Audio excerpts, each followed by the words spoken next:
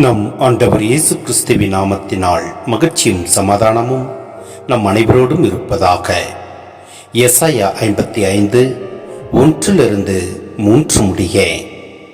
தாகமாயிருப்பவர்களே, நீங்கள் அனைவரும் நீர்நிலைகளுக்கு வாருங்கள். கையில் பணமில்லாதவர்களே, நீங்களும் வாருங்கள். தானியத்தை வாங்கி உண்ணுங்கள், வாருங்கள். காசு பணமின்றி திராட்சை ரசமும் பாலும் வாங்குங்கள்.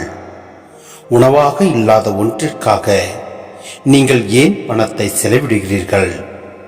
நிறைவு தராத ஒன்றிற்காய் ஏன் உங்கள் உழைப்பை வீணாக்குகிறீர்கள்?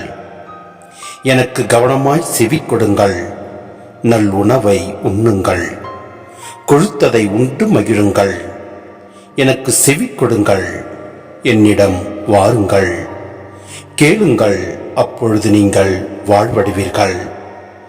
நான் உங்களுடன் ஓர் என்றுமுள்ள உடன்படிக்கை செய்து கொள்வேன். தாவீதுக்கு நான் காட்டிய மாறாத பேரன்பை உங்களுக்கும் காட்டுவேன். சிந்தனை. இன்றைய வசனமானது உலகப் பொருட்களின் வீண் தேடலை விவரிக்கின்றது, தெய்வீக திருப்தியை நாடுகின்றது மற்றும் ஆன்மீக பசியை ஆற்றுகிறது. மேலும் மனிதர்கள் தங்களுக்கு நிம்மதி தராத உலக இன்பங்கள் மீது தமது உழைப்பையும் பணத்தையும் வீணடிக்கிறார்கள். நிலையற்ற செல்வம் மற்றும் தற்காலிக சந்தோஷம் எப்போதுமே மனித உள்ளத்திற்கு உண்மையான நிறைவை தராது. சரீர ஆசைகள் தரும் ஏமாற்றத்தை உணர்ந்து விலை மதிப்பற்ற வாழ்க்கையை திசை திருப்புமாறு எச்சரிக்கின்றது. கடவுள் மனிதர்களை தமக்கு செவி கொடுத்து அவர் தரும் உயிருள்ள வார்த்தைகளை கேட்க அழைக்கப்படுகின்றன. மேலும் இறைவனின் வார்த்தையே ஆன்மாவிற்கான உண்மையான உணவு மற்றும் ஜீவ அப்பமும் ஆகும்.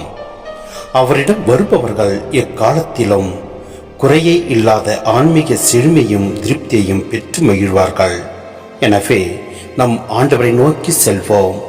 எல்லாம் அல்ல இறைவன் நம்மை நிறைவாய் ஆசீர்வதிப்பார். ஆமேன்.